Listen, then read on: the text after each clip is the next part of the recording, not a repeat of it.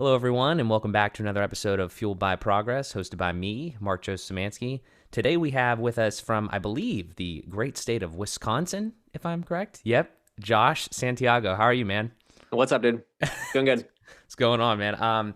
So it's interesting. Normally, every time we have somebody on, I try to give some context on how we met and how we just made the connection. Right. And it's kind of funny because I found you on YouTube due to actually some of the content you were putting out about knees over toes, which is like an exercise workout program, which we can Right. dive into. But I think what I definitely want to do today with you, man, is just kind of have you start off by telling the people what it is that you do and what your kind of mission has been on, and then we can kind of go from there. Yeah, for sure. I think it's a good starting point because we're oddly similar in a Yeah, lot of yeah, ways, which yeah, is yeah. funny. Just like the connections you make, Yep. putting Yeah, yourself out there on social media. It turns out absolutely. so a lot of people are very similar. So Yeah, yeah, I've just been making YouTube videos, kind of documenting my attempts at entrepreneurship for the last yeah. couple of years. That started with watching a Ty Lopez ad and starting a social media agency. Yeah. Um, way back in the day, and just kind of algorithms feeding you videos and ads and stuff about starting a business. And Yep. eventually I kind of came around to I should have a personal brand. That Mm-hmm. would be that's kind of the foundation of stuff. Eventually you have an audience, you can sell them stuff, or just and not even thinking about it that utilitarian of a way, I'm going to use people and make money. Right. Right, But right, right, right. it's pretty it was easy for me to learn that, okay, and to observe, right, through the Yeah. people that I follow, and seeing how monetization works through social media and stuff, that this would be an advantageous use of my time and interests in video making and stuff. Mm-hmm. So um my YouTube channel, I guess, has just kind of been, I've kind of made this Thrive brand. I have these stickers, Yep. and I made it in the Nike font and lowercase, and made it Yeah. italic, and made it this logo and this Yep. kind of brand that I just sort of spoke into existence, Mm-hmm. kind of Yep. like you with the Fueled by Progress. And Yep. I was just kind of, it kind of came from having these conversations with friends, would be, just late nights in college, talking about what do we want out of life. And it's Mm-hmm. I don't know, you can't really pin down a specific thing, and you also don't want to sound, like you got smoke coming out your ass, but Yeah, yeah. just I feel like it's pretty general that most people would just like to thrive in a normal way. And what is Absolutely. that but having your needs met and being able to pursue your interests and do kind of what you want when you want. So I kept it super general of an idea, and thought Mm-hmm. it would be cool to be able to have conversations with a broader audience in the same voice that I use with my friends, and Mm-hmm. share my ideas kind of in the same way with new people, and kind of just be good at talking to an audience, because my friends and I share ideas, and we kind of agree, and we have good conversations together. Maybe there are other people out there with this internet thing, and Yep. hey, I follow a bunch of people on the internet that are just normal people. Maybe Yeah. through some crazy stretch of the imagination, I could be that person for other Yep. people whose story they follow and tune in and watch videos Right. and stuff. Yeah. So that's the super broad general version. So Yeah. I make YouTube videos about stuff that I'm interested in, Yeah. is the even shorter Yeah. No, I shorter hear way you. of saying it. Yeah, I think it's so interesting, some of the things you started, even from the beginning, where you watch a Ty Lopez ad and then you're like, Yeah. oh yeah, maybe I should do something like that. Right. And how you hit on personal branding specifically. I mean, that's obviously a big thing that's similar between both of us and a lot of other people out there. It's just so damn easy nowadays to the actual. It's not easy to build. Obviously, it takes time, but the Right. actual methods, you could start a YouTube channel. It's basically free. You Mhm. could start Instagram. You could just start posting things. Yeah. But I like the success, and that's some of the things that we should probably hit on here is. So I found you on YouTube, and I think that's where a lot of people are finding you, and you're trying to broaden it out to, you have the Discord now, and you have the Thrive brand. So I don't know, as far as YouTube, if you want to kind of give a little bit of, your history on there, was YouTube where you started, or did you start kind of on Instagram and other things too? Yeah. No, I started on YouTube. Hmm. I mean, I had an Instagram account. Yeah. It's my personal Instagram account. That's Right. the one I say follow, that I Hmm. post. Follow me on Instagram and my Yeah. videos, right? Yeah. But my I should have a personal brand, and these are things I'm posting to get people to follow me for these ideas, right? Right. Was YouTube, and is YouTube. It's we've kind of talked about this, but Hmm. how you should be broadening out to all the Hmm. social medias and stuff. But YouTube is the main thing. Right. Like it's where my effort goes to Gotcha. build the personal brand, right? Right. Yeah. So, and we Content. I don't think we talked about this yet, obviously on this episode, but we've talked about it off air, is that not only are you building your personal brand, but you have like a side hustle effectively, or like the actual thing that you're kind of doing for a lot of revenue that you talk about a lot in your monthly vlogs, right? So it's the, you're editing content for other YouTubers and just, different people and stuff like that. So, I mean, you want to touch on that a little bit? It's funny how like so my business, like how I make all my money, most of my money is, I do like YouTube editing and channel management for YouTubers. So I'm a freelancer and I have clients and they have YouTube channels. So it's funny how like meta all my content and even my business now is, because before like I would have to clean my room or something, or clean my apartment or run errands or something, and I would flip it into I'm like, oh, I can make a YouTube video about this because like my channel is about, oh, I should like improve my life and like, it's about making your life better and pursuing things that are important to you. And it's like, oh, so then I would flip it into like having an organized apartment as like a thing that you should have in life because organization is good. And then I would like film myself cleaning my apartment. Yeah. And now it's like, I kind of spent all that effort in like learning YouTube and editing these videos. And now that's like, hey, like I spent a lot of time doing this. I kind of got good at it. And now I can offer it as a service to other YouTubers. So kind of spending all that time and effort on it for myself let me be able to do that for other people. Like I took courses and stuff on like YouTube SEO and how to find video topics and and like get your channel seen when it's really small and that kind of thing. And so I kind of just apply that to other clients now. Yeah. I mean, it's always nice too, when you can kind of blend something that you like doing, something that you can benefit from personally, and then also like, pass that on to clients and that type of work. Is that something, like if we look, we're all over the place here, but like if we look forward, like, do you think that you will continue to do more client work, or do you enjoy the stuff that you do for yourself? Or like, is there kind of like a plan, at least right now, for kind of how you want to progress?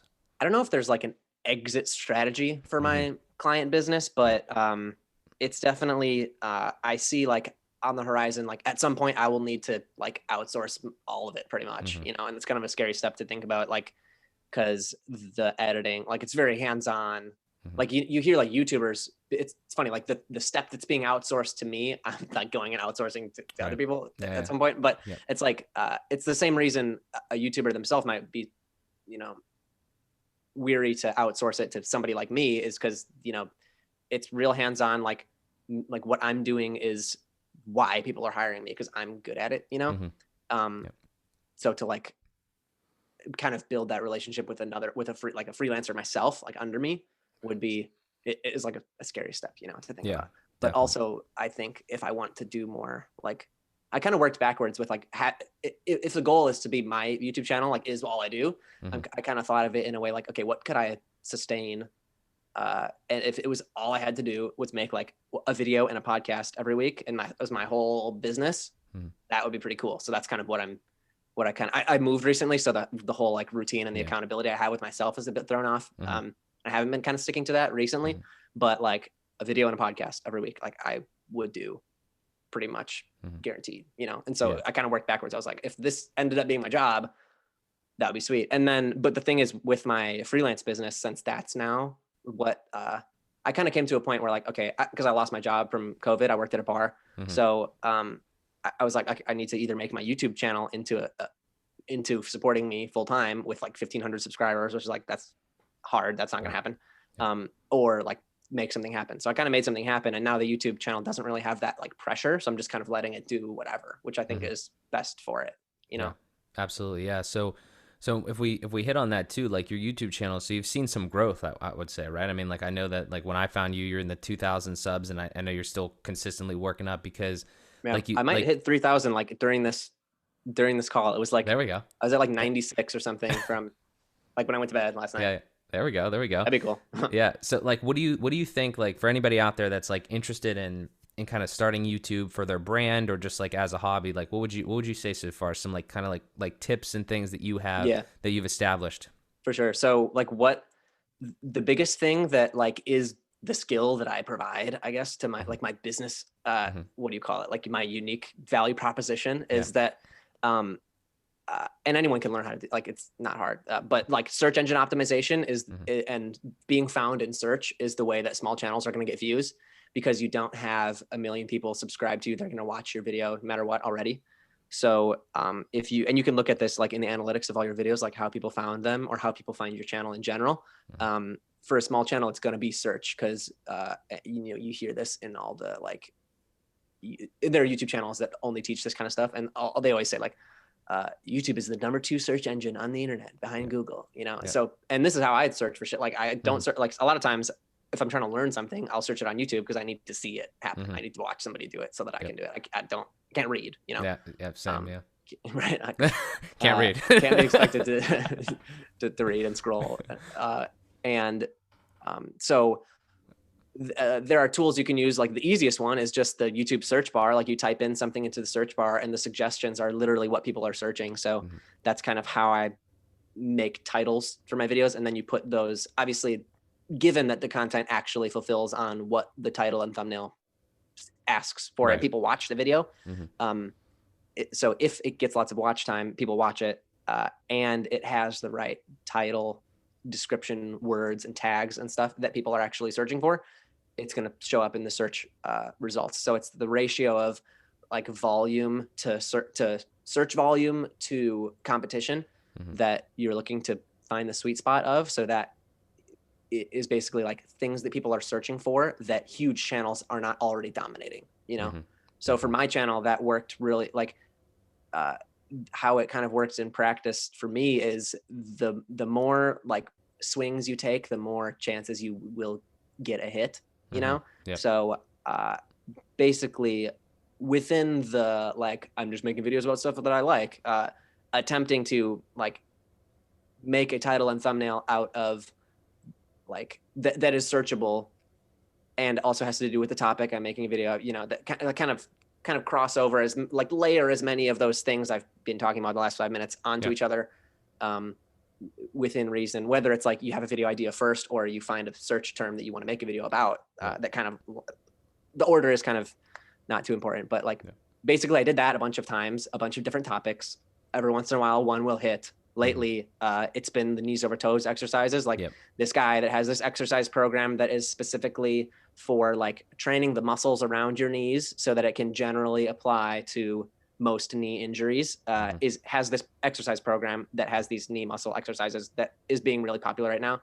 He has a YouTube channel. He doesn't search engine optimize it or anything. I made videos about it. I search engine optimize it. The guy's blowing up. People are searching for him and they find my videos instead right now. That's kind of what's happening. Nice. And that kind of happened with like basketball cards about a year ago. I was doing a lot of stuff about that. A lot of people still, like, I'm still interested in it. I'm going to make a video about it in the next couple weeks here. But that was like a regular thing on my channel as well. But basically like, taking as many shots as you can with the right foundational principles of how YouTube actually works, and stuff will hit eventually, the volume. Definitely. Do you do anything like specific, like in YouTube? Like, so I upload YouTube videos. Maybe some people that are watching this upload YouTube videos. There's tags, there's the title, there's the thumbnail. Obviously, you want a catchy thumbnail. You want something that like, the title is pertinent. Do you do anything like specific, like behind the scenes, like with tagging and stuff like that? That's like really crucial? So what the tags are like the terms people are literally typing in and pressing enter. So it's basically like, so basically like if you want to find a title, like if you have a video made, like your the Novo video that a lot of people probably know about, my account got like made today. Sweet. Nice. I'm in. I'm gotta get my money. Nice. I'm getting like the micro transactions to verify stuff right now. Nice step. Most certain bank accounts. But so like what you would do is type in like Novo, see what comes up. Maybe like Novo bank account, Novo business bank account, Novo business checking. Like, then those are what your tags are going to be in the video, and you'll probably have to put them in the description as well. YouTube likes to. It's kind of iffy on whether or not like actually saying the words or having text on the screen. Like, does YouTube like drag over that and see that? I don't know. Probably right. Yeah. But so that's like what will get your video to show up in the search results, right? And I'm assuming this is like a small enough thing that you could like I haven't So like we could screen share and literally do it right now, like for your video. But if you want, I'm betting you could show up for that because a lot of people watched your your last Nova video and your Aslo videos. Yeah. So you would, for one, have people that watched already based on that, and Mm-hmm. I think not many people are gonna have made videos about. Maybe you know more than me. Do people make videos about that? Like, is No, it yeah, honestly, no, you're exactly right. Because like the thing, it's funny because I made a video. So what Josh is referencing right now, and for some of you that might know, is like I make videos over on my MJS channel, and it's mostly about like finance, entrepreneurship, same type of stuff that Josh kind of makes, right? So the funny thing is, like in the beginning of December 2020, we're both, again, so many similarities between Josh and I. We were on this platform called Aslo, which is just a business bank account that's online. Right, like we had the same business bank account too. It's crazy. And so I made this 30-minute long video going over the entire application process and the platform overview, because way back, like 8 months prior to that, I made like a one-off 10-minute, really shitty quality video where it's just like kind of talking about Aslo. But what Josh just hit on is 100% true. Is search engine optimization is one thing, but the other thing is just being in before other people even know what the hell is going on. Because, you know, the Aslo thing, those videos kind of blew up because the only other real content on there was maybe directly from Aslo, which is, you know, like whatever. I mean, their content was fine, but now though, Aslo is closed. So, you know, I got reached out by Novo, and, you know, that's a whole different story, but I did the same thing and I'm about to release that video. But again, though, it's not really about Novo specifically or knees over toes specifically. It's about just getting into something before there's like a huge influx of people. And if you could do that and you could provide good content, then you're ahead of the game there, because nobody else is really making content on that stuff. Right. So then given you have the right, like, tags and stuff, and the algorithm like shows your video, then the next like point of contention is standing out from the other videos that are showing up when you search that thing. So what I'll do is look for like, what do the thumbnails look like? Like a big one is like an example I always use is like morning routine. Like that's super congested. You're never going to rank for if you make a video and just call it like how to have a good morning routine or whatever. But like all of the videos are this like tan, beige, like white. But then you throw in a fucking like purple, bright video thumbnail, and like that's gonna at least catch the eye first, and then it's like, okay, is the title like what they're looking for, you know, and is your video gonna answer the question? Like now you have the click, right? So now in the first few seconds, you have to say like you're in the right place. Like this is basically speak the title again. Like this is morning routine for college students, you know, before 8 a.m. optimized routine class. Here it is, right? You know, and then it's like video formula. It's like, okay, now have good content, make sure they watch the whole thing as well as possible, and then that's the positive feedback loop. Then YouTube will show it to more people. Yeah, there's definitely a blend there though, because I think you see a lot of times people have like clickbaity thumbnails and titles, and then the content sucks. But then you know, like you have to have both. That's another thing too. And I think 100%. It's definitely unfortunate when you have really good content and then you miss out on the SEO part of it, because then you're like, I think that's like extremely discouraging, and I think that's what happens to a lot of people. Yeah, and then that's where I come in and be like, hey, your content's good, but you're not doing this. Yeah. This secret that YouTubers hate that I know. You know? Josh has figured it out. Right. Yeah, but yeah, like I want to kind of shift gears a little bit. We talked a little bit about it to this point. Where did you get, like along the line here? Where did you start getting more into like life optimization? Because I think that's something that is definitely hit on YouTube. The term I think it's maybe blowing up a little bit now, like more people are starting to use it, but it's like I am super into it because I just enjoy getting better, right? Fuel by progress mentality, thrive mentality. So like where how did that start for you? I'm not sure. I think it probably started like, I guess I'll just like retrace my stuff. So like I saw this, I think the first time I saw this like Ty Lopez at, you know what I'm talking about? Like the social media marketing agency. Where he's in his garage with his Lamborghini. No, that's his like 67 steps. That's like super general guru, like I'll teach you about life type course. But he had one that was on like having a social media marketing agency, which he taught like how to make Facebook ads, and that like, oh, when someone searches for a business's website, the things that they want to see are going to be on the top, like useful information. But it was super, super general. but basically like what hit for me in the ad for it, right, was like working from anywhere, you Mm-hmm. know? And I was thinking, oh, like it would be cool. I have 3 clients. They pay me $1,000 a month. And I can, spend this much on an Airbnb and do this from anywhere. Mm-hmm. Yeah. So, and I had also recently taken like a spring break trip to Colorado, and Yeah. having grown up in the Midwest, like Mm-hmm. driving out through Nebraska and seeing the mountains and realizing they weren't clouds for the first Yeah. time was really like, this is so much cooler than like my life up until this point, Right. Yeah. Yeah. So the being able to do a business from anywhere thing was a driving motivation Mm-hmm. for a while. Mm-hmm. And so basically, so it kind of ties into life optimization in the way that just I kind of like, that was a thought, like that's a kind of like fundamental thing about my life that I want to be that way, like be able to pick up what makes me money and take it anywhere. Mm-hmm. Gotcha. Whether that's like not living on the road, or just like being able to leave my house and not turn off the faucet, Mm-hmm. Gotcha. Um, Yeah. So would you say but it's yeah, more like financial career based then? I mean, I know you're into fitness, you're into, other stuff like that too. When I think of it like almost like completely all around. Like I definitely want to be yeah, happy in what totally. I'm doing every day, but I at the definitely same just time, yeah, go mostly ahead. just there talked about, I guess it started with financial stuff, but Mm-hmm. I one of my friends shared with me a book a while ago called The Organized Mind. Have you ever heard of it?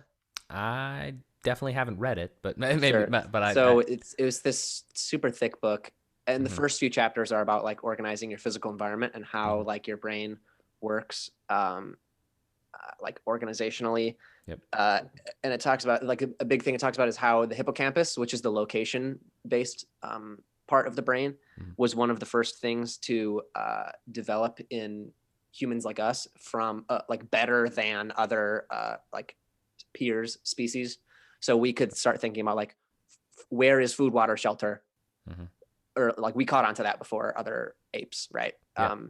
So so basically it's very rooted in our evolution to have our physical environments organized, and it Mm-hmm. benefits us a lot. It uses very little brain power when you know where everything is, and when your environment is in good order. At least that was the thesis of a few chapters of this book that I really liked, that I read Right. a while ago. Yeah.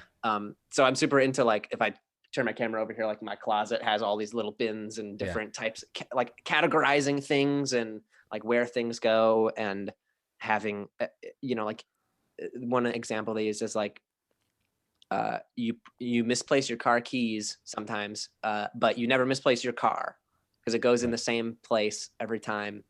Uh, like your toothbrush, you probably know where it is. So like Mm-hmm. things should have a home, Mm-hmm.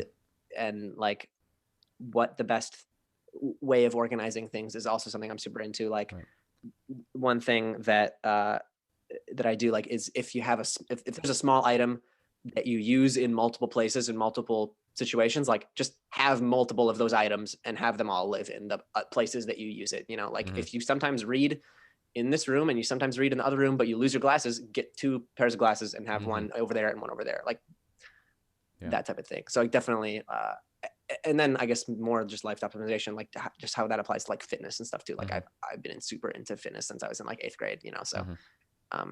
yeah, Yeah. it definitely is a broad Yeah. span of. Well, I mean, life is broad, so like I totally get that. I mean, there's so many aspects to it, whether it's, your physical being, your mental health, your financial health, there's actually this concept. I've had a couple guests on, and I talk about it occasionally. It's like the pillars, almost like, like pillars of Yeah. life, which is wealth, health, relationships, spirituality, things Okay, like Ty that. Lopez. Okay. I didn't actually know that. Honest to God, He Ty always goes, Lopez. he says health. Well, no, what does he say?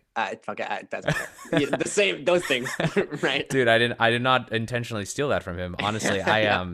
yeah, the Ty Lopez thing. No, I see most of the meme stuff. That's why I said the Lamborghini garage thing, because like I Yeah, know that like that of was the course. beginning of it. And then like I think he has, obviously you've benefited from some of the stuff that he's taught. Now there's all these other people out here trying to sell like the same type of thing. It's like the Right. coursework, which is, if we go back to, ways to make money and the businesses and the entrepreneurial spirit we have, that's I'm a little skeptical. Like I have some, Totally. I feel like I have some good information, and maybe we could talk about this. I'm not sure if we've talked about this in past conversations or not, but I feel like I'm kind of in a place where when it comes to information, right? Service, like you do an hour of work, you get paid for an hour of work. I don't really think that Right. nobody really cares about that, like that, like, or not that they don't care about it, but that's understood that that's kind of how that works. Yeah, right. You're not like teaching brand new things, Exactly. Like telling people that. products the same type of way. Like I give you, a mug, you pay me, like that type of thing.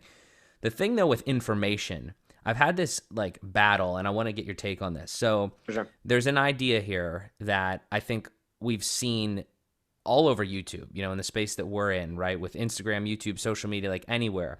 You have two options in a sense. I mean, you have more than two, but like when it comes down to, you have two options. It's, you can put your shit out there for free, completely for free, or you Right. can put it behind like some sort of a paywall. So let's say that we're making a financial course or something, or or actually let's use your thing. So like the stuff that you How just to told me, right? get YouTube clients and edit videos and Exactly. make money. Right. Yeah. And so like you could put that out there as a course, or you could Yeah. put that out there as free information. And then the difference is like then you're like, who are you getting paid from? Like, because you need to get paid somehow. But Right. basically, I think it boils down to, are you going to take money from your direct customers, or are you going to try to get to the point where, like you are in this case, where you're getting like ad revenue, potentially sponsorships, partnerships, and things like that. Uh-huh. But your actual customers or your clients, the people that are benefiting from it, get it for free effectively. I mean, maybe they have to Right. watch some ads or some shit, but if they're not spending money on it. I just think it's a Yeah. really interesting psychological thing that we all have to deal with as creators now, because there's so many ways to get information. I just think it boils down to, they're going to get the information somehow. Why not get it from you? And Yeah. it's, I don't know. Right. So what are your thoughts on that? Yeah. It's a difficult, yeah. I mean, you kind of touched on a lot of things like, uh, uh, I don't know, like it's definitely a separate business. And like the topic of my channel isn't really like how to edit videos, Right. but it is something that like, I feel like, okay, whatever, I'll touch on it whenever I want. And people definitely like that. That's one of the main things people will DM me and like ask me questions about, like, how do I set up my Upwork profile and how do I get clients? And cause Yeah. I've touched on that, and people know through just following Mhm. me that that's, Yeah. how I've been able to like realize a lot of the Yeah. like ideas that I wanted, like being able to work from anywhere and have a business that's totally online. Um, so I don't know, like it's definitely, it's a game of like what is gonna appeal to the broadest audience and like build it, because you want to build the audience, right? Mhm. But there's always like, at what point it's like, okay, I think about at what point is it not like scammy and I'm just trying to extract money from the numbers that I've gotten on the internet, like Right. to make something that people pay me directly for. Um, so I definitely like, I don't, so then it's like, okay, it's like imposter syndrome. Like, Mhm. do I actually have something to offer people want to pay for? Mhm. Is that going to be something that makes people like not want to watch my videos anymore and like ruin the long game of the whole thing, Right. Um, oh, like that's definitely a big battle that goes on in the brain Mhm. Yeah. when thinking about that. Um, but also it's like, I think about like everyone kind of, watches like Gary Vee and stuff. And like, when you think about what he does, like he gives it away. He gives it all away. He gives all the knowledge away for free, Right. and like his business is different than what the person he puts on social media is. Mhm. Um, so I think like when I see that, it's like, okay, I don't really need to worry about, because there's a lot of pressure too to be like, how can like thinking about everything you do and like how can I wrap it into something that is a $347.99 Yeah. product, Yeah. you know is a big PDF and a few videos that people pay for. Yeah. um so I don't know, like I think the long run of the personal brand is like, I just really don't know, dude. Like, Hmm. because if you asked me the question a year ago, it's like I would make a PDF of like beginner basketball card information, and that would kind of like, if you make a product, like that kind of ties down a bit of a portion of like what your content has to be about if you want to drive traffic to the product. Mhm. Otherwise, it's like a sunk cost thing, like because like you invest so much into like making a course or whatever, and then turns out your channel topic isn't going to be about this course in a few months or whatever. Like, Mhm. at what point can you be honest with yourself and be like, okay, I'm going to move on from this, or like, you know, keep driving attention to this thing that you need to kind of recoup your investment on. Right. So Yeah. because there's no clear like thing to do. Like everyone kind of with the social media shit is charting into uncharted uh territories, right? So Yeah. I don't like, I definitely um I definitely have an eye for like, if I'm watching somebody's content or whatever, like, you look at the links in their description, you look at like what they kind of tend to talk about, like, okay, this channel mostly gets their money from sponsorships, this channel has this business, this channel has this product, like you see where all the wires connect on the back end for all of Hmm. it. Hmm. um and it's really it's like when I have such a general channel, it's confusing to think about like what like how I should apply those ideas to Right. myself. Yeah. Yeah, I think it's difficult. Definitely, I agree with a lot of stuff you said. I think for personal branding specifically, right? Yeah, I'm gonna let my dog out of my room. She's Yeah, right here, but no problem. keep No talking. problem. No I'm right problem. here. Yeah. I think for personal branding specifically, though, it's kind of different. It's kind of difficult just because, like you said, there's so many. It's literally you and Right. us as individuals are so complex, right? And then when you talk about like actual revenue streams of how you monetize a personal brand, I think it's definitely good to be diversified, right? Everybody, I think it's generally good at whether you're investing in like like actually finance stuff, like stocks, bonds, like mutual funds, like all that stuff. You want to be diversified. Same thing for a business, right? The you want to have multiple streams of revenue. And I don't know, man. It just continuously. I always have this battle with myself in sense of I know a lot about like personal finance. I feel like I know a decent bit about like personal development. How to start a business, like at least in the state of Pennsylvania, right? I've Right. done like five LLC applications for these different things that I'm doing, right? So like, Nice. I mean, when you do shit, you learn Right. about it, right? So I like to learn, implement, and then share that. Well, when the sharing part comes into play, it's like again, I mean, I could package it all up in a course and we could try to sell it, or I could Yeah. try to give it all away for free and consistently try to like tell people these are the things that I know. And it's tough because you can make a course today and tomorrow you could maybe sell one for like $400, like you said, right? Yeah. But if you give everything away, like the whole Gary Vee type of model where you're giving everything away for free, then it's kind of like it's the question becomes, are people going to be more like loyal to you and like you and follow you because you're giving things away for free that they don't have to directly pay for, Right. but they hugely benefit from, and then Right. you make money off of the bigger people. It's exactly what Gary Vee does. He gives all Yeah. the stuff away to the little guy for free, and he makes deals and does business with the people that have a lot of money. I Right. And then love I, I love the the jab. idea. It's like the jab right hook thing. Yeah. Eventually something will come around that's like, okay, I'm gonna do this one thing. Like Right. I'm gonna ask at some Right. point for something. Right. So yeah, I don't know. Like, and is that thing like an opportunity that comes around that's like a partnership with Right. like an opportunity that's presented to me, or something that I like take initiative and build and make, Mm-hmm. like the information or whatever. And I think something that goes really well with the just giving stuff away for free and like shit you've built shit like Mm-hmm. the are like the affiliate type things that Mm-hmm. facilitate what you do. It's like, Yep. this is what I do, this is how you can do what I do. Yep. But it's, or this is like the what I use type Right.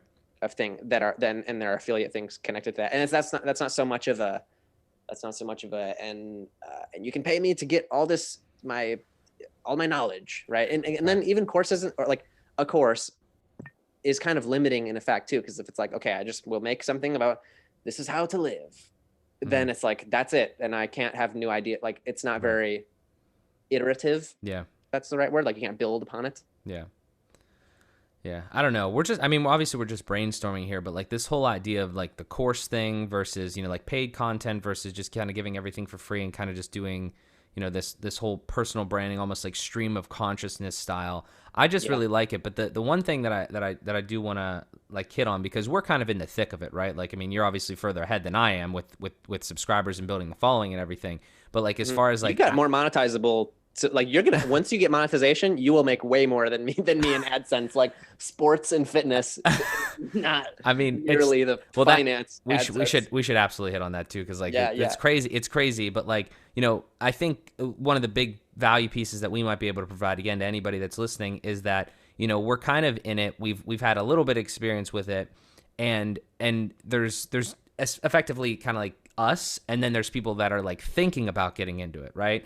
And Right. Like it's definitely beneficial to like, I think we can offer a lot of advice to someone because we're like a little bit ahead of just right. beginners, you know? Yeah. Yep. Yep. Yeah. So if we had somebody like that, sitting in front of us watching this or whatever, the thing becomes the one thing that I can attest to, right? And I'll use a personal anecdote, and I know you have several, is like this idea that just recently happened where somebody saw a video that I made about Aslo closing that I literally just rushed to put up because I was Right. actually pissed that they were Yeah. closing. And then they reached out to me, Nova reached out to me, and I got like that little partnership thing that we have going on, which is just like an affiliate thing, right? I mean, you just Right. build those partnerships and then you put out content about that, assuming that it's legit. I would never tell anybody to like put out Of course. content, like, recommend content that they don't like. Especially like a bank account. Like that's so there's so much stupid. friction to starting a fucking bank account. Like, Yeah, seriously, that'd be a terrible idea. Do not recommend that. But like, if you find something that you enjoy, that's kind of like one of the coolest things about this. And I'm not talking about Nova specifically. That was just the example. But what I am saying is that as you continuously do this type of shit and you try new things and like you learn and you implement, the sharing almost comes naturally, I think, for me, and I think a lot of other people. We just naturally want to give more information out there to people. And luckily, there are so many ways to monetize just that. And you don't need it's not like you're monetizing the customer. You're monetizing the idea of sharing that information, because most of the time it's like affiliate stuff. So the customer and the person watching your shit doesn't actually pay any more money. They're going to use the thing because you recommended it to them, and hopefully they use like your affiliate link and things like that, which again, I don't know how super sustainable that is. I know a lot of people that have made a lot of money off affiliate marketing. It's not really something that I want to like bet the entire house on, but it's at least something, right? As you continue to move forward, maybe build other businesses, other brands. I don't know. It's just really interesting. mm-hmm. Yeah. Yeah, it's definitely like there are business models that are just totally fit like tech YouTube, you know, search, show up in search, affiliate link, expensive thing, big commission, you know? Right. Yeah. So yeah, with just, being a person and like, me as a person is someone you tune into and check up on, like where those opportunities aren't really clear, you know? Yeah. But like when they're there, why not have them? Absolutely.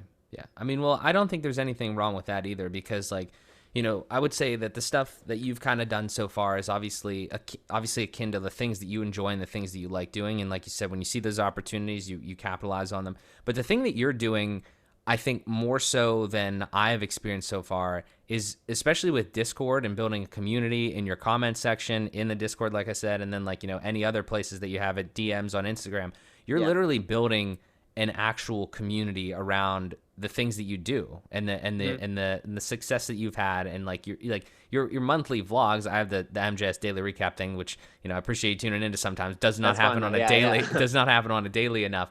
But like just the idea of the monthly vlogs, for instance, the checklist that you have, and if you haven't watched Josh's YouTube channel, links and everything will be in the description. But go check it out, because it's like you're telling a story and you're telling it through your YouTube channel, which I think that is something that almost even more so than all the other stuff that we've had. I do think that some people miss the mark there sometimes, and I think you're doing a fantastic job of it. You can't just. I feel like sometimes.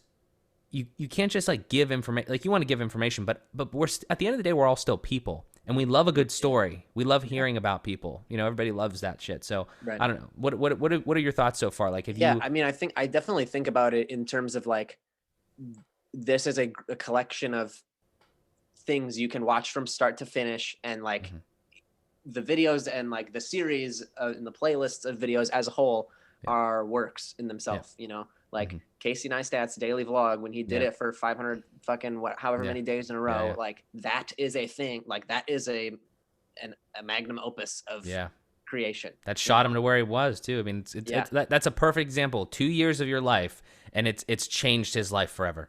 Yeah, exactly. So I was thinking about that like the most intently in this kind of like as a life goal has kind of shifted as a goal. But like I wanted to make a video every day until I moved to California. Just cause like, I was like, well, eventually in life, I want to like live in California for some point. So I'm going to like every Saturday, it's going to be like moving to California. This is the series, and it's about it's whatever. It's just the video I upload every week, but I'm going to have this like it's gonna have an intro, and Yeah. it's gonna be like that's gonna be the thing. Like there's gonna be it's gonna start. You can watch the first episode, and that episode's gonna end. Yeah. You know, spoiler, I'll be in California. You know. Yeah. I mean, like life has kind of changed. I don't know if that's like exactly what I want to do. Like I don't know if it's as close to happening as a thing as when I started it. Right.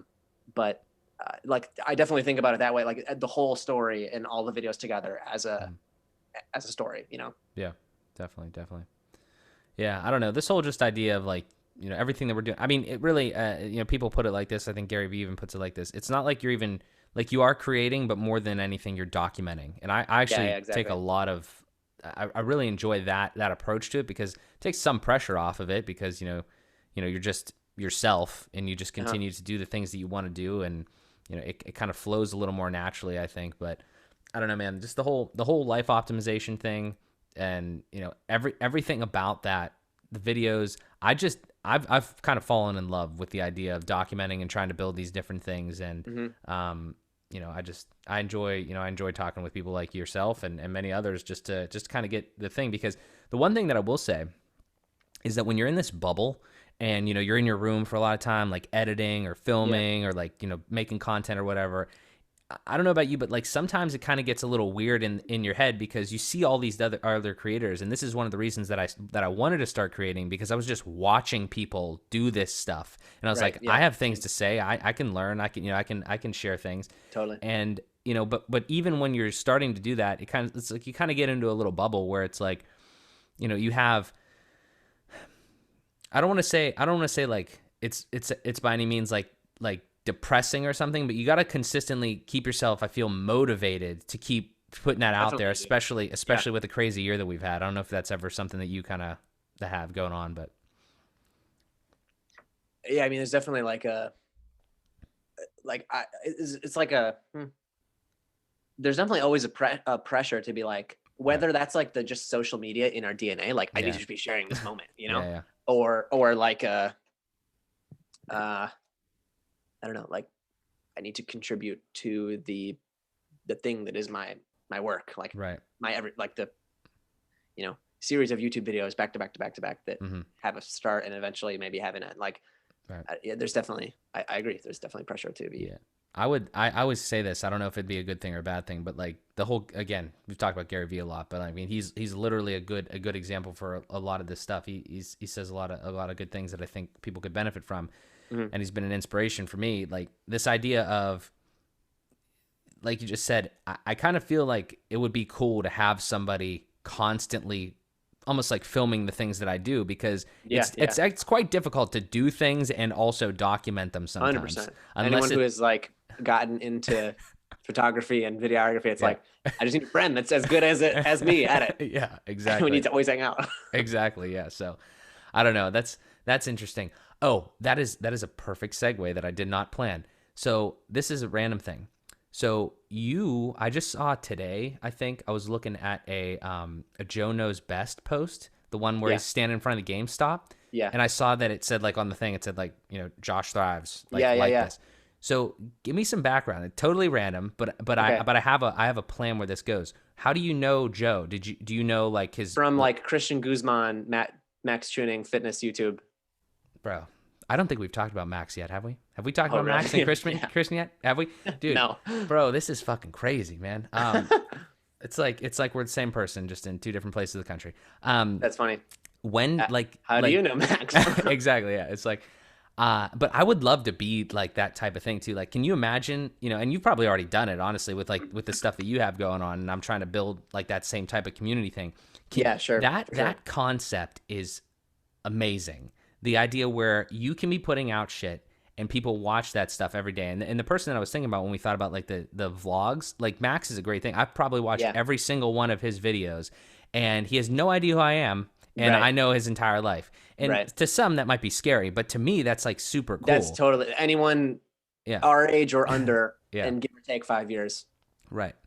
Because I think if you have the right mindset about it, then you can do a lot of good. Like, it's not like you Yeah. want everybody to know you because like you're the shit. It's that you have things that you've experienced in your life, which I think Max, I mean, he's just trying to make people happy and like Right. entertain and teach people Yeah, of here. course. I wish he would honestly teach people more shit sometimes, but I know that's not really like the goal of his channel. Right. Right. Yeah. Because I would love to know how he's done some of the stuff. Even Christian too. Christian's just doing too much shit. Like he's going crazy on that all stuff. But I don't want, I'm wearing again. Alpha Elite leggings. Oh, right now. nice. There you go. Yeah. Honest to God, I'm not kidding you. Some people on this show might already know, but Fuel by Progress was like directly inspired by Ever Forward. Oh yeah, like I thought the same thing. Yeah. Like with Thrive, it's like this is gonna be a clothing brand eventually. I mean, you gotta, again, it's like products and just, I mean, obviously you already have the stickers, which I think you can get a free sticker. You still doing that? Damn straight. Yeah, you can get a free sticker. I'll put that link in the description. Okay. And I think it's just like never mind. I don't know what the link, the URL yeah, is. you have It's to in sign everything up. I Yeah. post. Yeah. So, but yeah, we'll get that. But yeah, I mean, that's the thing is like, you know, as you continue to build it up, people learn about Thrive, people learn about Everforward like the same way they did or whatever. Then you put it on other shit and then people can rock that stuff. Cause that's where it comes in. Like you can't just, these people out here that are just like putting up ads to sell like cool looking clothing. That's like, I've seen Cuts, I've seen all these other ones. Like the clothing is fine. Like obviously the clothing looks fine. But what Christian, what Max, what Gymshark, all these people have been able to do, it's like a community. It's a reason to wear the shit. It's not just the clothing itself, which is incredible. And side note though, like clothing seems like very complicated in terms of like, first of all, it takes a long time to get a thing, right? Yeah. But then like the labor and the ratio of work to profit margin does not seem high on clothing unless volume is huge, like these huge companies like the Gymshark, you know? It's definitely tough. And I've learned a little bit about it. I mean, we could chat about it, you know, when you're ready to get, if you're ready to get into that, whenever it's time. But like, I mean, there's definitely like most things, like things have been, the barrier of entry has been significantly lowered. Like the shirt that I'm wearing. I mean, like I've got print on demand shit. Like I have a hoodie, you know? Exactly. But it's like I make $7 when somebody buys it. Right. Yeah. So it's tough. But yeah, like you said, volume's a huge factor there and everything. But yeah, the thing though that got us onto that the boys in Texas was because when you said, I wish I just had somebody to like follow me around that was just like me or whatever. This idea that Max moved down there to Texas, I don't want to make this all about them, but this has probably happened many other places, right? Like Max moved down there to Texas. That is Los Angeles. It's a fucking think tank. Like it's just a group. I mean, what I would give to have a group of dudes and just be all passionate about the same thing. And I mean, I'm kind of building that, you know, obviously here in Pittsburgh and you know, like other places and stuff, but like the idea that you can do something like that and just be constantly surrounded with people that just want to go do shit. Yeah. Dude, that's something I think about a lot for sure in terms of like the, definitely in terms of like the business having the ability to pop up and, I'll sign a lease here for 6 months, you know, and be around these people, be around this place that I want to like, you know, like your physical environment, 150%, you should be thinking about how it can contribute to, I don't know, like your community, your interactions, what you do. And like, since like making content and videos about the shit is so intertwined with all of that, it's definitely like, I think about that all the time for sure. Definitely. Yeah. It's just it's a crazy thing. I mean, social media and everything like that, like Facebook, and I mean, obviously there's a ton like YouTube and everything. It's just, I don't know. It's a crazy amount of like benefit that we're able to kind of just go out there and just try to grab a piece of, right? Everything's kind of free. Everything's for the most part open and everything. Yeah. And, you know, Grant Cardone, the like, I know real estate Texas guy. He always says like, I don't like watch any of this shit or anything, but I remember he said one time, like, your money's out there. Who's got it? You got to go get it. Your money's out there. Dude. Yeah. I don't know. I watch, I was trying to think like who are my big like subscriptions on YouTube. I mean, obviously like, Max is one of them. I've heard of Grant Cardone, never watched too much of his stuff. Didn't really watch too much of Ty Lopez. He's like Grant Cardone's like a crazy Scientologist, like weird ass fucking guy also. So steer clear. I mean, like very wealthy. But so are a lot of people.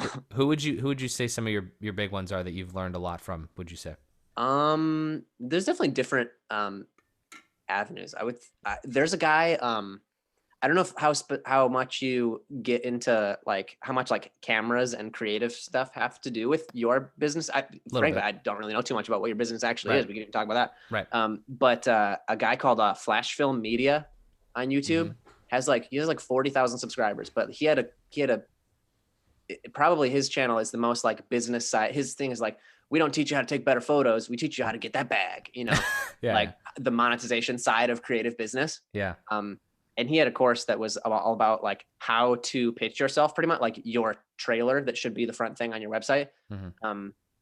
Like a demo reel that actually converts to like that tells, oh, this person. I've seen the one on your website. Did you take the course and then learn that one? Like that was all from like the way you set up your story and your progression and like why you're the person for the job.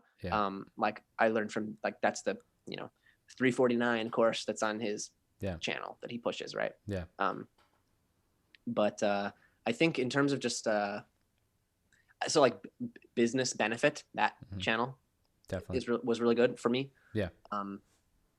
In terms of just like daily, I listen like just what I actually consume a lot of. I listen to a lot of like H3 podcasts. Yeah. Mostly podcasts are like what I consume on YouTube, I guess. You know, Unbox Therapy. He's got a podcast that I like a lot. Yep. Lou Later. Like tech news, pretty much. Or I think something. Yeah. It's called Lou Later. Is his podcast. That's it. Yeah. LEW Lou. Yep. But I've kind of like I haven't. Max's Now channel. I used to watch like every time he posted, I watch it immediately. But I'll like check back in every couple months, I think, and catch up on his stuff these days. Yeah. It kind of got to be a little too much. Like, okay, dude, chill. You know, just obviously that's what he's like. He would be happy that I had that reaction, right? But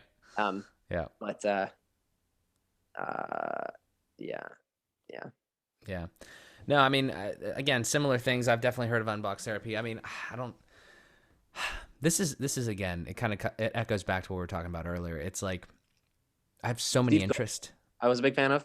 What'd you say? Sorry, Steve Cook. Steve Cook. Gotcha. Yeah. But it's like I have so many interests and so many things that, like, you know, I'll watch like MKBHD for some tech shit, and then I'll watch like Unbox Therapy on occasion, and then I'll be watching like Graham Stephan, Ryan Scribner for finance information. I'll laugh at some Dave Ramsey occasionally because it's just funny. I don't know if you ever heard of, have you heard of Dave Ramsey? Have you watched any of his stuff? Yeah, it's like I really appreciate it, and I think it's a really good place to start. But then at the same time, it's like if you want to continue to grow, like, I mean, you know, you can use a credit card if you'd like. I mean, exactly. It's like crazy. But no, I mean, those are the big things like technology, finance. Actually, one thing we haven't really talked about on here yet is like web development too. So I've learned a ton from people on YouTube about specifically WordPress web development. So I built all my own websites and everything, similar to like, you know, the creative side. And but I don't know, man. I went to school, right? I went to the University of Pittsburgh for 4 years. I started in computer engineering, moved to computer science, and then went to information science. And I honestly feel like I have learned lifetimes more through YouTube than I have learned through school. It's just it's kind of crazy, especially considered one is free. Yeah. And one is like not. So. Right. Yeah, I dropped out of school with like a year and a half to go. It was like, this is, you know, it was not taking me to a place I wanted to go. Right. Yeah, no, I feel you. But it was like I've already spent a bunch of money. Might as well get what it will. But like like getting a degree it wouldn't benefit. Like I wouldn't pursue it any further, you know, past that. So I was like, okay, I'll just leave. Yeah. What were you going for? Did you tell me that already? Oh, no. My degree was in communication arts, like the digital media side of it, with a like minor in entrepreneurship. Yeah. Which is just a whole oxymoron, like going to college for entrepreneurship. Yeah. That's so funny. Yeah. But it was cool. Like there were classes and stuff that people, you know, who started businesses. I went to University of Wisconsin. You know, people that came up at UW, like the guy that made Eat Street, which is a Grubhub, DoorDash competitor, like basically Midwest. I think like Wisconsin, they're big in. Minnesota, like Kansas City, like is where they're big. St. Louis, they're big. But like that guy, you know, just came into class. He was like, 3 years ago, I was sitting in class and we were making this thing and it took up, you know? So that was kind of cool to be around. But I definitely wasn't like, it definitely lends itself more to, you know, the like internship, 9-to-5 job, you know, type of type of thing. And like STEM jobs are obviously, that's how you do that. Right. Yeah. Like I had a friend who, like my best friend is a civil engineer. He has he works as an engineer, Right. and the effort that he put into college was, I did not put nearly that ever. He was going to the business fair. He was getting business cards. He was getting internships. He was like doing all that shit. And I was like, if this is what you have to do to actually like get the most out of this, like I'm not doing it right. And it's a waste. I'm wasting my time, Yeah. Yeah. It's definitely tough. I don't know. I always have trouble when I talk about that to people, not that have been there before, but like, like a high school student, or like the idea of like having kids one day. And it's like, well, should we send our kid to school? Should we encourage them to go to school? It's a tough question, just because, I mean, there's a lot of expenses involved normally. And then also, fuck, I mean, I didn't know what I wanted to do necessarily at 18. I'm still consistently figuring it out and trying to work through it. But I don't know, man. I just want to be like, enjoy my life and be happy. And I think 100%. That you can move towards that without necessarily having a college degree, depending on the things that you're looking at. A lot of people, like multiple like people who are in high school and have seen my freelance stuff are like, should I go to college for freelancing? I'm like, okay, if you want to like edit videos for a YouTuber, 100% don't go to like, there is not a college class about that, Yeah. You just got to figure it out. Go to YouTube University. Yeah, exactly. Yeah. It's crazy, man. It's crazy. Seriously, like I have this is a plug that I'm not affiliated with, but it's probably been one of the best investments that I've made. I have YouTube Premium, so I don't have to see any ads. Same. I love it's remarkable. I mean, it's like I don't have like Netflix or anything, like, or obviously I don't have fucking cable or anything, but like YouTube, that's the only media related subscription I pay for. I love it. Exactly. Yeah. I don't know off how that the phone screen. Oh, yeah. Oh, exactly. I mean, it's crazy. I actually look at, I have other accounts that don't have it. And I'm like, what the hell is all this? There's like a bunch of garbage. It's crazy. You click on somebody's like TV app and an ad comes up. What is this? That. Like I was watching one of my videos on one of my relatives got a 80-inch TV. I was like, oh, I'm gonna pull up one of my videos on it. Yeah. And then an ad comes up and I'm like, what is this? Like on my video? And then like, you made yourself some money, maybe. We can sit through this. I make a couple pennies from this. Watch. Dude, that's crazy though. Like this is again random thing. Is like if you have YouTube Premium and you watch people's stuff, like do they divvy that premium money up? Yeah, you do have premium revenue. Like if you look in your YouTube analytics, the monetization, it gets pretty, like it shows you what percentage come from like pre-roll ads, mid-roll ads, premium. Like it's some percentage based thing. Like if you have premium and you watch a video, it's some percent. I forget what it is, but like premium revenue is one of the columns that fills up in the monetization analytics. Yeah, I have not reached their 1,000 subscriber and 4,000 hour watch time limit yet. The live streams are really good for that, for watch time, especially when you don't have the subscribers. Yeah, exactly. Yeah, I've been working on that, but yeah, we'll get there eventually. But yeah, nice. Yeah, me and you will. For sure. Yeah, but yeah, I don't know, man. That's just, again, I don't know. Talked about a lot of stuff here, like YouTube and everything like that. I'm just enjoying it so far. But I want to talk about this because this is a really I think important topic that I don't know how. I know you hit on it here and there and stuff like that in all your content, but like with life optimization and things like that, how, like, do you value, and like how does it work within your mental landscape, like happiness and fulfillment and things like that? Like obviously you enjoy the things that you're doing right now, but how big of an importance is that, like in your life? Is that something that drives you, or is it something that you kind of like, yeah, I'm happy, but like I'm trying to make sure that I'm secure, I'm financial? Like those are the big things that I think, like some people are driven by money, some people are driven by just the fact of security, fulfillment, like what's kind of what do you think drives you in that sort of way? Definitely. I don't know if I even think about it just like happiness in general in terms of like a driving or a striving. I've kind of come to the realization through, like, I'm big into meditation. I don't know if we've ever talked about this. I've got like one video about it. I don't know if a little bit. I think you might have touched on it. That I do, but I'm super into like the Buddhist type of meditation, like the parts of it that aren't like spiritual and religious, Right. But I mean, like kind of having the realization, and this kind of crosses over into like psychedelics and that kind of experience. That's something I'm into as well. Yeah. But like realizing that the like throw a meditation practice, right, is like focusing in on the present moment and your conscious experience in the present, which like when you think about it is kind of all that there ever is, you know, is the present moment and you know, your experience in through your consciousness and your mind.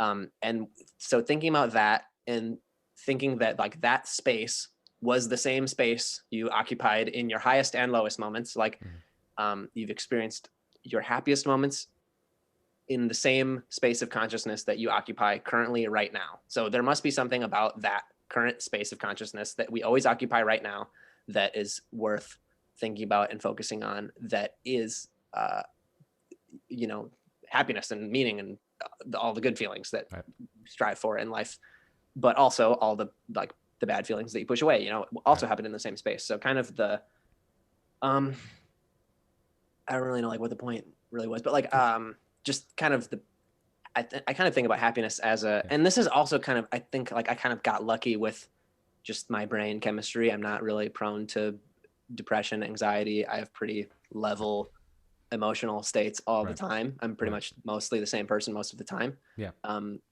Which I'm thankful for. I recognize I'm lucky. But yeah, so like given that, I'm also always kind of paying attention to, like, do I want because like suffering comes from you're either trying to hold on to a good feeling or trying to push away a bad feeling, right? But when you kind of look at the present moment and take account of like your current conscious state, like, I don't know, like, you know what those feelings are, you know what your feeling is right now. It's kind of all the same. I don't know. Does that really answer? No, yeah, I think it definitely You're saying does. it's pretty roundabout vomit. No, it made a lot of sense. And I think honestly, like going back to what you said initially about meditation stuff, I've often thought about that and I just haven't had the goddamn discipline to like actually follow through with it. The one that I like, I've tried a few different apps. The one that I like and have stayed with since I started it is Sam Harris, Waking Up app. Definitely have to check that out then. Yeah. And yeah, I mean, I think this is always an interesting topic to touch on because everybody has a different perspective and a different like interpretation of what it means to be happy and to be just kind of like conscientious, I guess is one way, like, you know, like conscious in that in today, right now, the present moment and stuff like that. Yeah, just paying attention to your experience. Exactly. So would you say though, to sum that up, would you say that like did you mention in there that you don't actually think about being happy or being fulfilled? You're just kind of like normally level headed. So you're just trying to like consistently just be that way, or yeah, I mean, I guess I'm not really like trying to do anything. Yeah. Let me ask you a different question. Were you ever like unhappy in your life? Like, I'm not just like 1 second, but like, was there ever a period of time where you like unhappy? Yeah, like, and it was really so when I said I lost my job because it's easier to say, but so I got laid off, like suspended from working at a bar. Like this was in the last year, was my most unhappy. And I think I can like confidently say that because of all the time I've spent like paying attention to my current state of consciousness. You know, like I noticed at this time, I'll describe, I noticed the highest levels of time spent unhappy, you know? And so I got laid off, I worked at a bar and it was at a golf resort. So there are a bunch of different hotels and one of the hotels has a bar also. So it's not like a main restaurant, big bar, is this like side bar. And that was my one. So the main bar stayed open, mine got shut down, but I got brought back. So now instead of working 9 to 5 or 5 to 9, like night at this bar, right? I worked 6 a.m. to 1 p.m. At the main bar. Yeah. And I was, it sucked.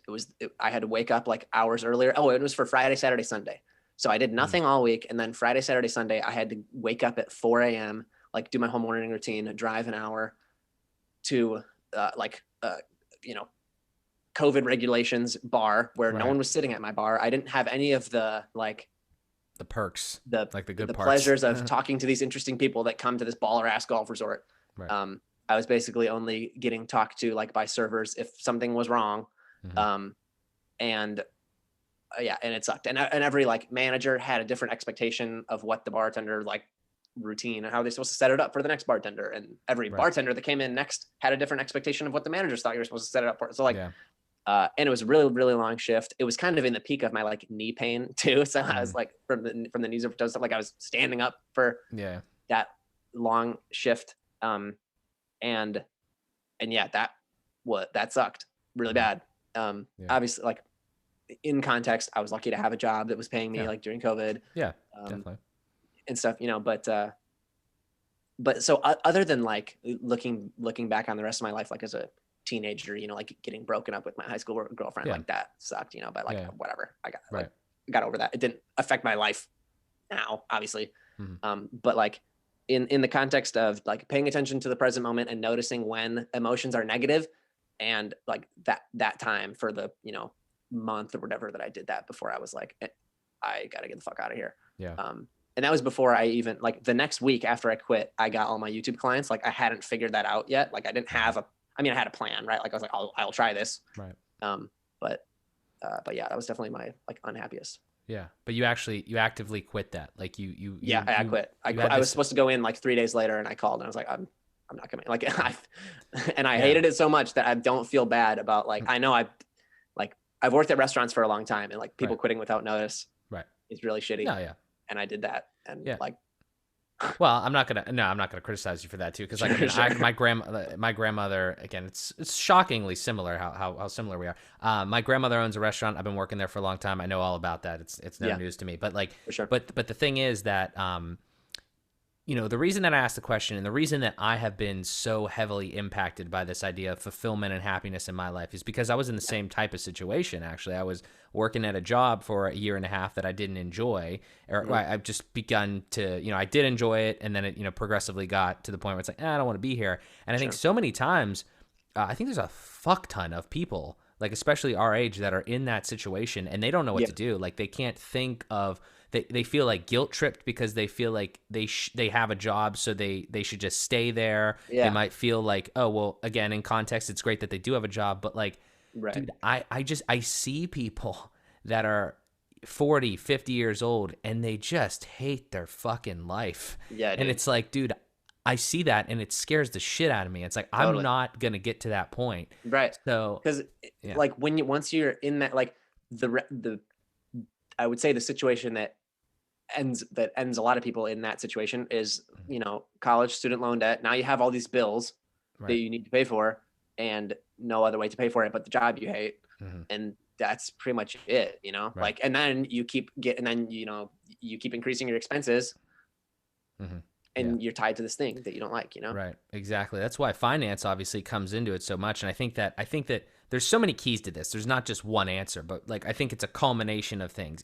I think it's happiness and fulfillment, or at least conscientiousness, like in your state of being. It's not like you have to be happy all the time, but just understanding, like constantly auditing your life a little bit here and there, just to say like, hey, how am I feeling today? You know, pay attention. Exactly. But the other thing too, you know, one of the other solutions and one of the pieces of the solution is like financial literacy and understanding. You know, when you sign a fucking loan at 18 that says you're going to pay like $20,000 a year, and then you have interest and all that shit on top of it, you know, and way more than 20,000, honestly, for most people. But like, you know, that's the thing, is there's just money, you know, and it's a shitty system, which we could have a different discussion on whether it all needs That's why fixed. we have to invest in GameStop. It's fuck, man, dude. That was my entire morning before this, bro. It was my entire morning before this. I was shit, yeah, dude. Same. But you know, like that's what I mean, is that we need to understand that. And that's kind of like obviously a different story, which we can hit on because it's funny as fuck. But you know, the whole system is messed up in a lot of ways, but at the same time, we're in it. So it's like you can work to fix it, but how about just don't get into it? You know, like if I think one of the better ways that we could say awareness is like, in general is like just don't go to school just to go to school. You know, don't get into debt just to get into debt. Don't buy a fucking new car when you can't afford it. And that's one of the things that I really do enjoy. There's been a lot of people, like most people for me, right? People have hit you up talking about like how to start like creative businesses and Upwork and all that sort of stuff. And that's the stuff you're preaching. Some of the things that I've been saying, you know, with this finance stuff, like people see the shit that you're doing. Like everybody, you know, like most people start to do it once they realize that, okay, I have a business, I need a budget, I need to do all this stuff. And like when you're putting that information out there, you know, if it's specifically on finance or anything else, people reach out to you and it's like, you feel like you're making a difference because, get people start to invest. You get people to start to like understand that they can't just blow all their money. They invest for retirement. I don't know, man. It's just super fulfilling. And, the whole system, like I said, it's got its problems, but I mean, you got to work through them. You can fight to change them, but at the same time, we're going to be living in it. So yeah, right. Like how do you operate given like these are the circumstances, we can't change them. So we will operate within them the best we can. That's definitely a general life thing I think about a lot, like, especially in like stressful situations, like I've definitely valued being able to assess and level-headedly decide how to move forward given the landscape. Yeah, controlling your emotions is absolutely vital. Yeah. So, and the other thing is like, I mean, to honestly echo the point in a different, specific instance is like what you mentioned about like GameStop. So like, I mean, we're recording this on January 28th. It'll probably go up like in a week from now. This news will be different tomorrow. Like this will age poorly by tomorrow. Yeah, exactly. It's already aged poorly over yesterday. Last night while I was doing a live stream. Yeah, last night while I was doing a live stream and Josh jumped in, and then today, like this morning has just been an absolute fuck fest. But yeah, I mean, but the point of it is we don't need to go like super deep into it. But the point of that is like, you had all these people, you had like the institution and like Wall Street, like shorting a bunch of stuff because they're making money off of that, like hedge funds. And then you had these retail investors on Wall Street bets and stuff like that come in and they're like, hey, we're gonna take this money back by investing a lot into GameStop. So like, it costs them money and stuff like that. Like taking down the hedge fund and everything like that, which makes sense, completely legal. I mean, they're just buying stock, it's an effort to go about it. And what does like Robinhood and all these places do? I woke up today, I couldn't even buy any. Like, what the fuck? Crazy. It's like, that's the thing is, and I know it's different. I mean, this is like, we're talking about investing, and then the other thing was talking about college. But here's the thing. It's like, when you don't make the fucking rules, it's very hard to win the game in that rule book. So it's like you gotta like try to change your mentality. I think sometimes like this was kind of almost like straight up gambling. It was a good idea, but like I knew it as soon as like I saw it this morning. It's like, oh, it's fucking over because like these people they're gonna have to go to different things. I think you can still trade it on other places, but it's like I have a Charles Schwab like bank account that could. I haven't bought any. Yeah, I bought one share of GameStop on my Fidelity account, and I was like, yep, all right, I just lost $200. Great, that's fantastic. Dude. Like, I saw it, dude. When I saw it at like 126 today, I was like, that's over. I mean, it's so sad. But then it started going up. Yeah, I mean, I don't know what's gonna happen. I'm not like a fucking stock genius, but the point is that I'm saying is like when you don't make those rules, it's very hard to win. Right, it's very hard to win, at least on that track. Right. So it's like you got to change your thinking, you got to change your tactics, do something else, and that's just again one instance. But again, the specific thing that we're talking about is like just financially overall. Like just don't put yourself in a shitty position because so many people are going to try to get you into that shitty position. Just don't do it. Like just have enough self discipline and self control to hopefully go that route because then your life's going to be way better. I mean, knowledge, you got to know. Yeah.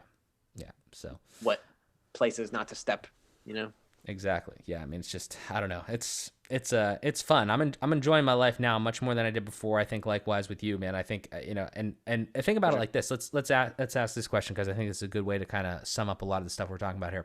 For sure. Do you think if you, this is kind of a silly thing to ask because I don't think it's ever a good idea to like go back and think about whatever, but let's just, play this game for a second. You're obviously never going to know what your last year would have been like because it just didn't pan out like that. But do you think you'd be like, what do you think your life would be like if maybe like obviously Corona was like a thing that drove you this way to find a different thing, and you've obviously had a lot of success in doing that, and you took that what people would see as like a setback and made it an opportunity for yourself. Right. But like if Corona didn't happen and you would have still been doing your own thing, like before this happened, did you have any inclination to like go out on your own, or were you just kind of like chilling and kind of content with? No, I was definitely always kind of trying to, do some sort of, I think the shortest route that I was pursuing was freelance, but it was more like video, social media, production, like using a camera to advertise, like be a freelancer with my camera. Gotcha. But then like the Corona made me realize, not even that the corona made me realize, but I kind of realized myself like that through my journal habit tracking stuff, that the video editing itself was what I actually did the most. So like, hey, maybe if this is what I do the most, maybe this is what I'm best at. Right. So then I like put the effort towards that. But so I don't know if I would still be like putting effort towards like a video production company. Yeah. If that's probably what would be happening. I don't know if I succeeded by now, but well, yeah, I mean, I just think, you know, maybe the reason that I asked that question is just because I like to think of things, you know, bright side, optimistically, you know, and I think a lot of people have had shitty things happen to them. You know, people have obviously died and things like that.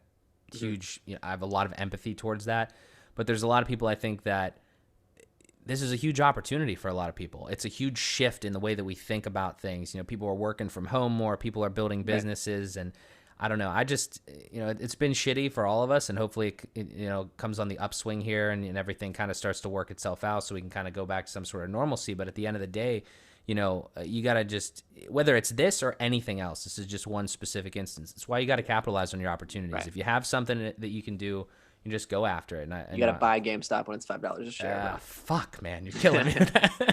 Dude, I'm so mad about that. But yeah, yeah, we got to find the next one. We got to find the next Wall Street bet. That's exactly what we got to do. Hardscope and AMC. Next, yeah, whatever we have next, we just got to find it. And then, yeah, hopefully. But it'll be interesting to see how that situation shakes out, because I don't know what the hell they're going to do there. Yeah. But I mean, man, we talked about a lot of stuff here. Yeah, dude, I should probably bounce out. Yeah. Real Appreciate quick, you having me on, dude. Yeah, absolutely. Real quick, let me hit you with these last three. They're quick ones. So the final three. So the first one we kind of talked about it already, but if you would just say, like, in general, who would you say your top 3 influences are, like, have been in your life? And they could be people that you know in your life, okay. You know, whatever, but like top 3. Maybe one of my close friends. Mm-hmm. I guess Gary Vee. It's a big one. I don't know if I could pick one like thing, it's you know, difficult but just to narrow it down. Like he's just out there. He's influenced so many people like us, you know. Right. And I'm trying to think of like a book, or because I mean it's definitely not my parents. Right. That's interesting that you say that. Yeah.